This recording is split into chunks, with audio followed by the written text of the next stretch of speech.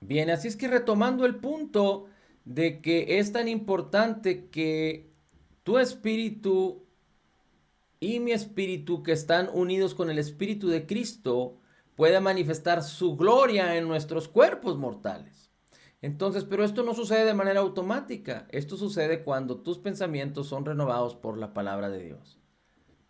Y hay una gran bendición en el versículo 11, porque cuando alguien padece enfermedad, fíjate que muchos creyentes tienen mucho temor a la enfermedad, pero la mayoría de los creyentes desconocen, no sé la razón, pero desconocen que la salud divina es parte de la obra redentora de Jesús. No es que tengamos que mendigar o rogar para que Dios nos sane cuando Cristo nos sanó en su obra terminada, completa y perfecta. Pero esta bendición de vivir en la salud divina no funciona de manera automática. Tenemos que creerlo.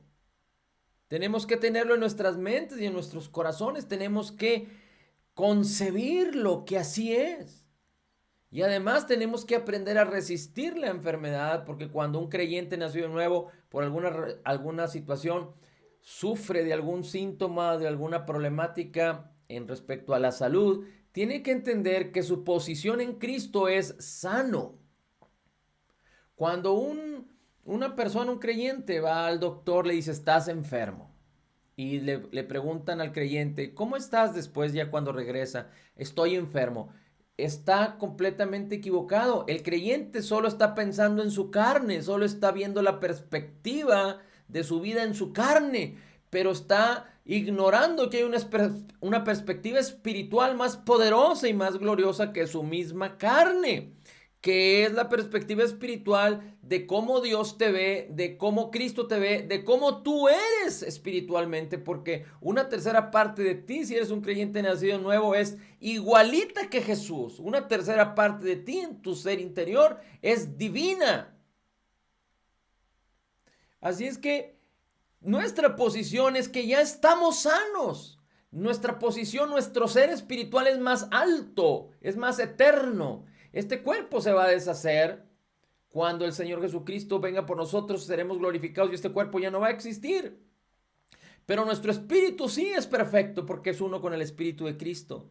Así es que muchos creyentes están sufriendo no solo enfermedades, sino condenación, están sufriendo depresión, están sufriendo una gran serie de problemáticas y de situaciones difíciles en sus vidas, de tal manera que ignoran la bendición que hay en ellos y cuando están en una situación difícil piden ayuda. Cuando el Todopoderoso, el glorioso, el maravilloso Jesús entregó su vida por nosotros y por su llaga ya fuimos curados. Pero a veces el creyente pide ayuda cuando está en esta situación por falta de conocimiento, porque se siente indigno, porque se siente culpable, porque no sabe cómo atraer la bendición. Y la bendición es por fe. Tan sencillo que es entender que la salud y el bienestar es parte de la obra redentora de Jesús en nuestras vidas. Y el Espíritu mora ya en nosotros. Así es que cualquier creyente que pueda tener una enfermedad, la enfermedad quiere venir, la escasez quiere venir, la depresión quiere venir, los problemas quieren venir a moverte de tu posición en Cristo. Y tu posición en Cristo es que ya estás sano. Tu posición en Cristo es que ya estás restaurado. Tu posición en Cristo es que ya eres rico. Tu posición en Cristo es que ya eres más que vencedor. Pero esto no sucede de manera automática. La fe es la que manifiesta. Y la fe es un regalo de Cristo. Lo único que tienes que hacer es oír la palabra, oír la palabra, oír la palabra, oír la palabra. Y a veces para el creyente es muy difícil esto porque no está acostumbrado a escuchar la palabra, no está acostumbrado a conocer la palabra, no está acostumbrado a entenderla y a creerla. Y cuando viene una situación difícil, lo quiere lograr, quiere ejercitar el músculo, quiere usar el músculo cuando no ha sido ejercitado. Pero el Espíritu que mora en nosotros es el que hace esa obra cuando viene un síntoma, cuando viene una problemática. A través de la fe, el Espíritu de Dios se mueve y causa que tu ser exterior manifieste el poder la gloria del mismo Jesús. El mismo espíritu que levantó a Cristo entre los muertos mora en ti y mora en mí. Dice el versículo 12, hermanos, somos deudores no a la carne para vivir conforme a la carne. Tú y yo estamos en el espíritu, pero hay una mente y hay un cuerpo que quedaron, digamos que programados por el antiguo ser, por el viejo hombre que teníamos. Y inclusive este mundo está lleno del espíritu del anticristo, es decir, la mayoría, no todas, pero la mayoría de las cosas son carnales y te llevan a pecar. Así es que no debemos de conformarnos a este mundo, ni tampoco vivir en nuestros sentidos, que es en la carne, porque no toda la carne o no todo lo que es de la carne es pecado, pero el pecado es carnal. Y si nosotros ponemos nuestra mente en las cosas de la carne, vamos a obtener muerte. Es decir, vamos a pecar separados de Cristo. Todo creyente nació no va a pecar. Y aunque Dios no te condena por tu pecado, pero entonces tú te vas a quedar vulnerable al pecado, vulnerable a que el diablo venga a hurtar, a matar y a destruir. Versículo 13. Bueno, el 12 dice, somos deudores. Fuimos comprados por precio, 1 Corintios 6, 19 y 20. Fuimos comprados por precio. Tú y yo merecíamos la muerte eterna y no solo eso, merecíamos ir al lago de fuego, pero Dios tuvo misericordia para con nosotros y nos salvó de tan grande condenación. Y nos libró y no solo esto, nos amó, nos ama y nos ha dado su espíritu, nos ha sellado y Él se goza contigo, te ama más de lo que tú te amas. Él te ama más de lo que tú piensas. Así es que somos deudores al Señor, porque no tenemos nada que hacer en nuestras propias fuerzas, sino solo creer. Versículos 13, porque si vivís conforme a la carne, habréis de morir. Recuerda, no debemos darnos el lujo de ignorar la palabra y de ignorar que tenemos el Espíritu de Dios, porque entonces viviremos en la carne o conforme a la carne. Y vivir en la carne es en los sentidos. Ahora, dice, pero si por el Espíritu hacéis morir las obras de la carne, viviréis. ¿Cómo puedes hacer morir cuando tienes un problema de chisme, o cuando tienes un problema de un mal hábito, cuando tienes un problema que es de tu carne, que comes más de lo que deberías de comer? Y la comida te está dominando, que a lo mejor dices mentiras, que a lo mejor un creyente roba, que a lo mejor un creyente tiene malos pensamientos, que a lo mejor un creyente desperdicia mucho tiempo en la televisión, en las redes sociales.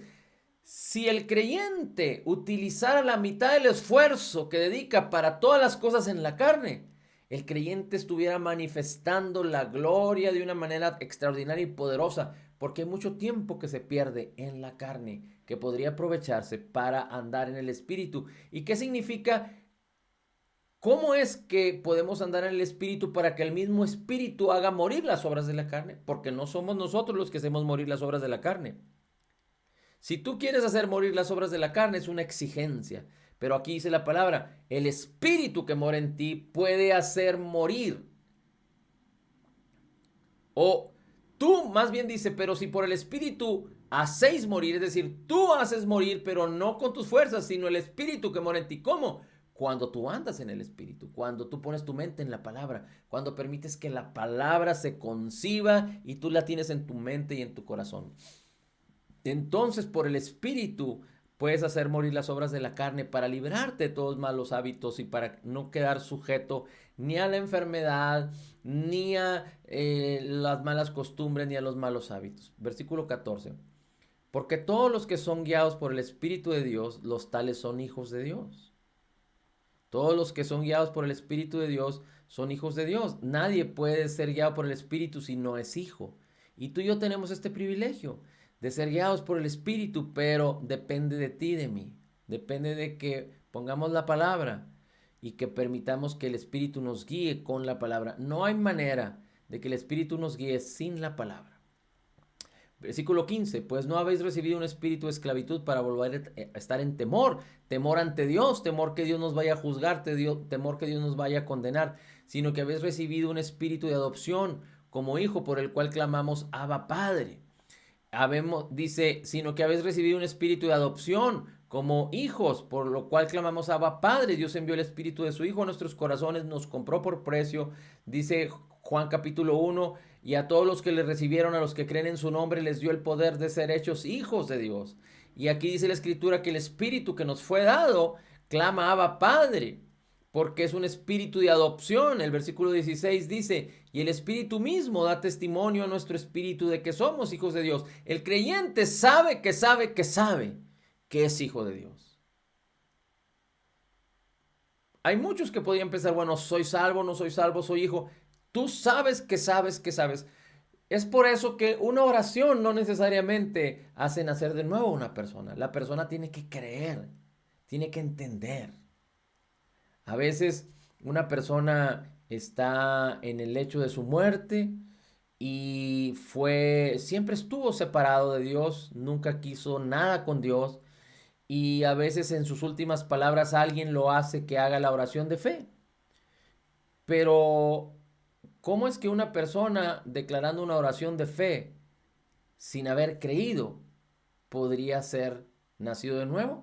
Y no estoy juzgando ni estoy diciendo que esto no pueda suceder, pero el hecho es de que nadie puede nacer de nuevo solo por declarar. Se tiene que creer y se tiene que declarar. Y el Espíritu da testimonio a nuestro espíritu de que somos hijos. Así es que nadie se puede dar el lujo de esperar hasta el último momento de su vida para venir a Cristo.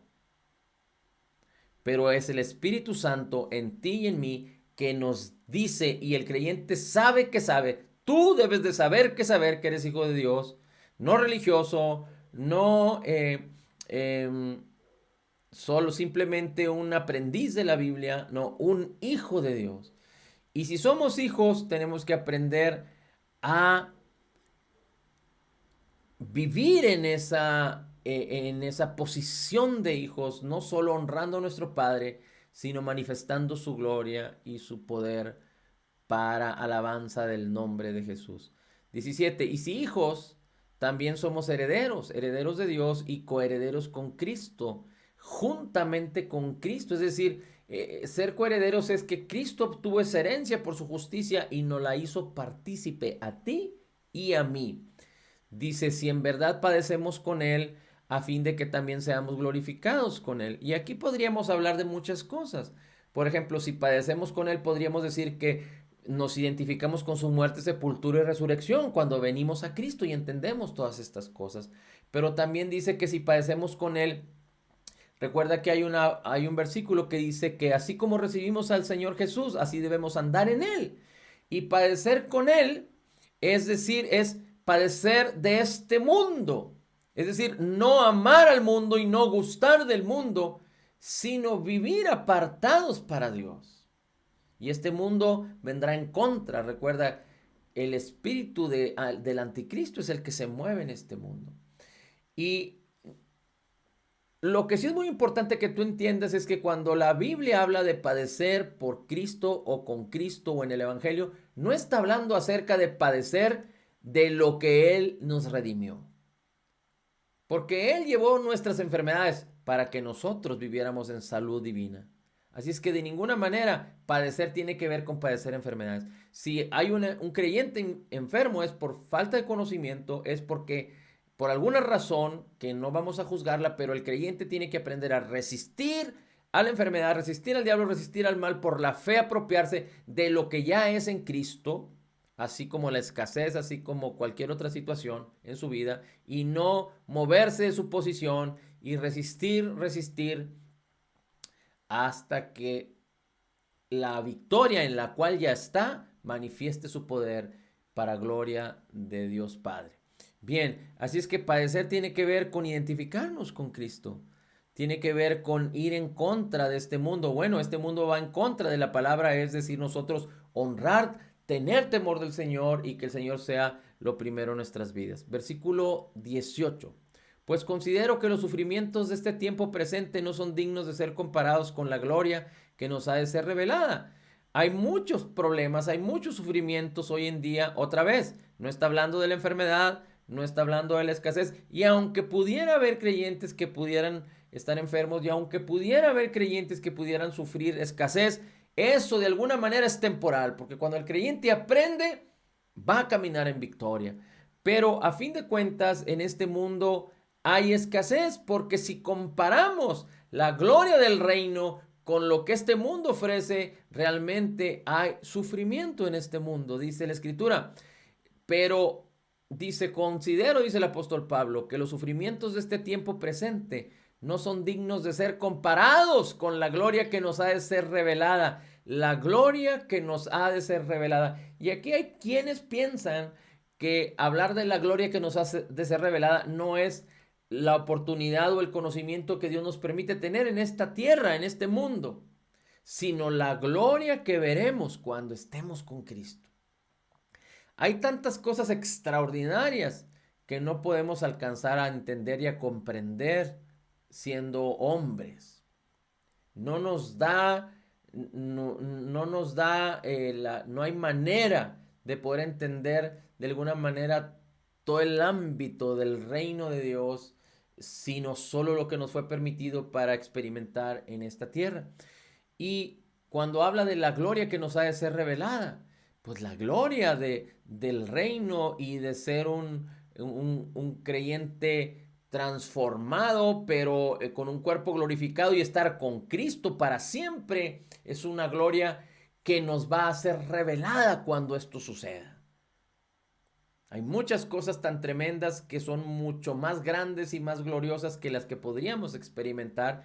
Y aunque en esta tierra hay tantas cosas que Dios nos ha llamado a hacer para que muchos vengan al conocimiento de la verdad, la gloria que tenemos preparada, que ha de ser revelada para cuando Cristo venga por nosotros y cuando estemos en una eternidad con Cristo, será algo extraordinaria y no hay manera de comparar este tiempo presente ni los sufrimientos, todo lo que se padece aquí, el vituperio, las contradicciones, el acoso hacia los creyentes, las limitaciones, cualquier cosa. Gracias a Dios en nuestro país tenemos mucha libertad hasta de predicar y de andar por aquí y por allá, pero en otros lugares no es así. En otros lugares hasta los encarcelan y los matan por confesar o por declarar su fe en Cristo Jesús. Pero el hecho es de que cualquier cosa que se pueda padecer aquí por causa del evangelio en este mundo es temporal y es tan pequeñita y no es comparable con lo que viene, lo que está por venir, pero en la gloria de Cristo Jesús. Hay quienes dicen en este mundo, lo mejor está por venir. No es cierto. Este mundo está en caos. No hay nada mejor que esté por venir en este mundo. No hay manera de verlo así. Pero el creyente está en Cristo. Es decir, si hablamos humanamente, en la carne, en los sentidos, ¿cómo podemos decir que lo mejor está por venir cuando este mundo está en caos y está derechito a perderse? Todo es efímero, todo es temporal. Pero aunque tú y yo estamos en este mundo, no somos de este mundo, somos creyentes y debemos de vivir en el gozo del Señor, sabiendo que somos de Él, que le pertenecemos a Él y su amor, su gozo, su paz están en nosotros. Su palabra nos da vida, nos da un corazón sensible a Él, un corazón entendido. Su palabra nos renueva y nos transforma. Así es que en todo tiempo debemos alabarle y glorificarle porque Él es bueno con nosotros. Dice el 19, porque el anhelo profundo de la creación es aguardar ansiosamente la revelación de los hijos de Dios. La misma creación está aguardando estos sucesos, estas cosas, cuando Cristo venga por nosotros. Porque la creación fue sometida a vanidad, no de su propia voluntad, sino por causa de aquel que la sometió en la esperanza. Es el versículo 20 de Romanos 8. Esto quiere decir que la misma creación entró en corrupción por causa del pecado del hombre. Antes las cosas no eran así. Los espinos y los cardos, los carnívoros, los animales matándose de uno a otro, las plagas y todo este tipo de cosas no existían antes de la caída del hombre. Es decir, estas actitudes y esta corrupción no existía antes de la caída del hombre. Y todo va a ser restaurado. Por eso la creación que está en corrupción por causa del pecado está esperando la gloria. Y aunque esta tierra y estos cielos y esta tierra desaparecerán, pero va a haber un momento, un tiempo, que la Biblia le llama el milenio, en donde todo será perfecto, en donde todo será restaurado. Dice la escritura en Isaías, dice la escritura en algunos de los salmos, en donde todo será restaurado de la manera en la que Adán y su mujer fueron sembrados en el Edén antes de la caída. Dice, de la creación misma será también liberada de la esclavitud de la corrupción a la gloria a la libertad de la gloria de los hijos de Dios cuando venga el milenio. Porque la Biblia es muy clara, después de los 1000 años que estaremos reinando con Cristo, todos los creyentes nacidos de nuevo, dice, vendrá un nuevo y un cielo nuevo y una tierra nueva, porque el cielo y la tierra pasarán. Es decir, los que vemos ahorita. Así es que, ¿cómo será el cielo nuevo y la tierra nueva? Pues será algo maravilloso y glorioso que nos será revelado en su momento. 22. Pues sabemos que la creación entera aún gime y sufre dolores de parto hasta ahora. Fíjese, la creación está esperando. Dice, y no solo ella, sino que también nosotros mismos que tenemos las primicias del Espíritu. Estamos también gimiendo nuestros corazones, aún nosotros mismos gemimos en nuestro interior, aguardando ansiosamente la adopción como hijos. Es decir, cuando Cristo ya glorifique nuestros cuerpos y venga por nosotros, dice, la adopción como hijos, la redención de nuestro cuerpo, porque en esperanza hemos sido salvos, pero la esperanza que se ve no es esperanza, pues, ¿por qué esperar lo que uno ve? Pero si esperamos lo que no vemos, con paciencia lo aguardamos. Y aquí quiero terminar con este versículo 24 y 25. Dice, porque en esperanza hemos sido salvos, pero la esperanza que se ve no es esperanza. La esperanza siempre está en el futuro. Y recuerde que la fe es la certeza de lo que se espera. La sustancia, la manifestación de lo que se espera, la convicción de lo que no se ve. Ya existe en el mundo espiritual, pero no se ve en el mundo natural. Esa es la fe. La fe es la fe tiene la capacidad de traer del mundo espiritual a manifestar al mundo natural. Pero dice, es la certeza de lo que se espera. Y la esperanza es una intensa anticipación del bien, de la benignidad, de la bondad de Dios, de todo lo que Dios es, de todo lo que Cristo es y de lo que ya nos fue concedido por gracia en Cristo Jesús. Es una intensa anticipación del bien. Pero es muy interesante entender que la fe es la certeza de lo que se espera. La certeza de lo que intensamente, con anticipación, podemos concebir en el corazón, que tiene que ver con la benignidad, la bondad y con todo lo que ya nos fue concedido por gracia. Es bien importante esto, porque dice, porque en esperanza hemos sido salvos. Recuerde, somos salvos por gracia a través de la fe, pero la esperanza está involucrada aquí. Y la esperanza tiene que ver con una intensa anticipación de todo el bien que Dios ya hizo para con nosotros en Cristo Jesús. Pero este bien, esta esperanza, es una concepción en el corazón. Déjeme lo explico, lo trato de explicar de otra manera. Es importante que tú y yo podamos imaginar lo que somos en Cristo. No con fantasías, no a través de películas o novelas, no, con la palabra. Que la palabra esté tan estrecha, tan meditada en el corazón, que nos haga concebir. Recuerde, la palabra es como una semilla que da fruto, concibe. Que podamos imaginar en el corazón la benignidad y la bondad, lo que nos ha sido concedido por gracia.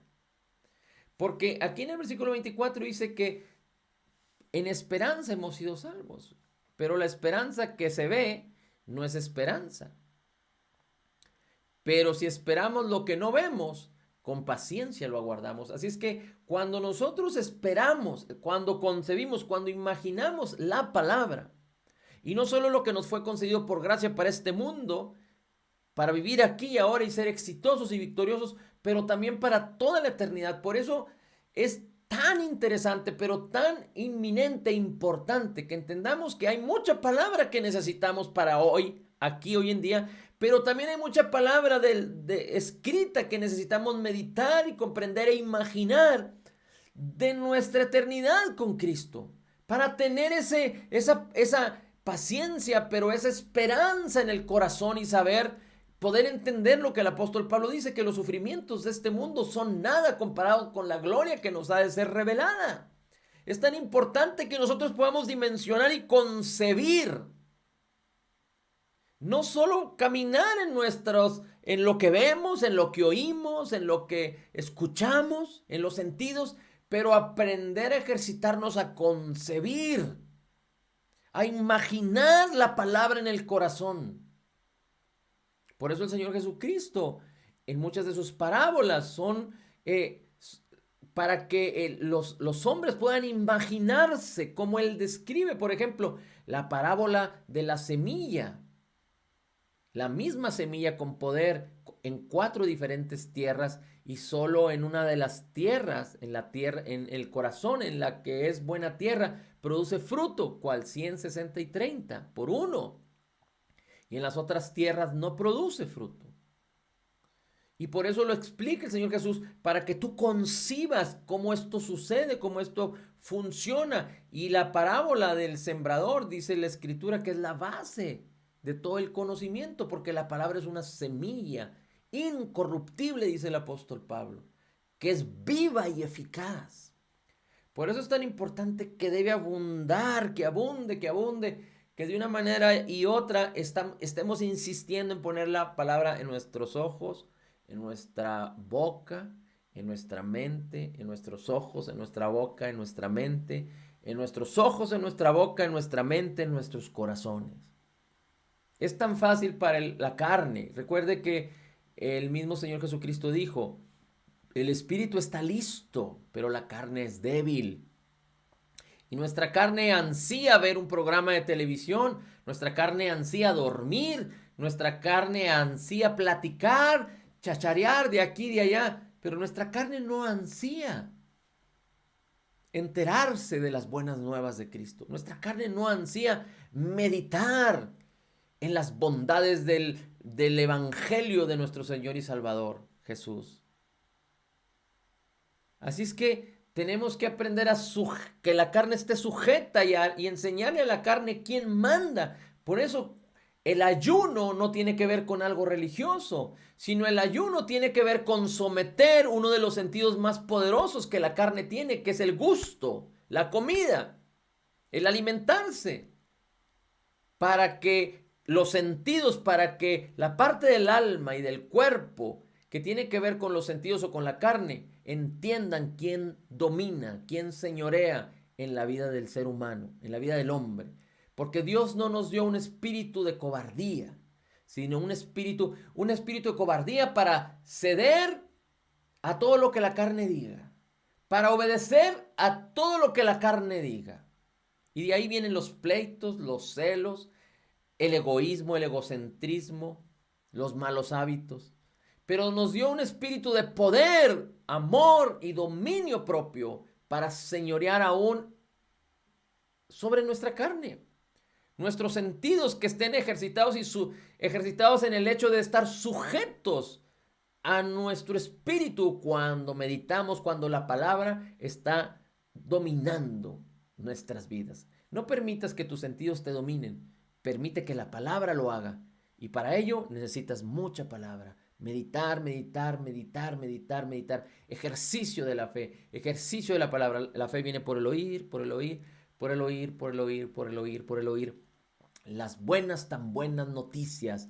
La benignidad, de una manera, cuando vengas a la palabra, vengas a la Biblia, ten una intensa anticipación de la benignidad y de la bondad de Dios para ti, porque la palabra es viva y eficaz. Y cuando quieras leer la palabra, que sería bueno que lo hicieras de mañana, al mediodía, de noche, el Señor te enseñe, te abrace, te ilumine, te revele, y que tú puedas guardar su palabra y que la palabra pueda empezar a causar que el Espíritu de Dios haga morir todo aquello que no nos conviene, y que seamos cada vez más aquellos que usan bien la palabra de verdad y que viven para glorificar, honrar y dar alabanza al nombre de nuestro Dios y Padre y a nuestro Señor Jesucristo. Gracias, Señor, te damos por tu amor incondicional. Gracias, Señor, te damos por lo que tú has hecho por nosotros. Somos deudores a ti, Señor. Gracias porque nos amas y no dejarás de hacerlo nunca. Gracias porque nos tienes atrapados en tu benignidad, en tu bondad, en tu amor. En Cristo Jesús declaramos que somos totalmente perdonados, perfectamente justificados, altamente favorecidos, profundamente amados, grandemente bendecidos y más que vencedores en Cristo Jesús. Como Jesús es, así somos nosotros en este mundo. Somos la justicia de Dios en Cristo Jesús. Aleluya. Amén, amén y amén.